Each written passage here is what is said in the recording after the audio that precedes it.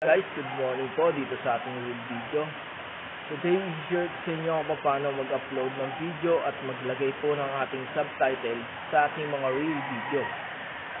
Salamat po sa mga makakapanood. Follow na lang po at subscribe na po sa ating YouTube search video po. God bless po. Click natin ng real video, tapos tayo sa video icon, tapos click natin video icon. Tapos mag-record tayo ng 60 seconds na video natin. Tapos i-click natin yung text icon. Ayan, may arrow po yan ha.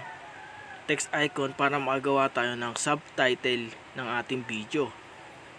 Tatype nyo lang po kung ano yung kunyaring ginawa nyo na tulad niya, Pampagood Vibes. Share ko sa inyo yung mga tanim ko.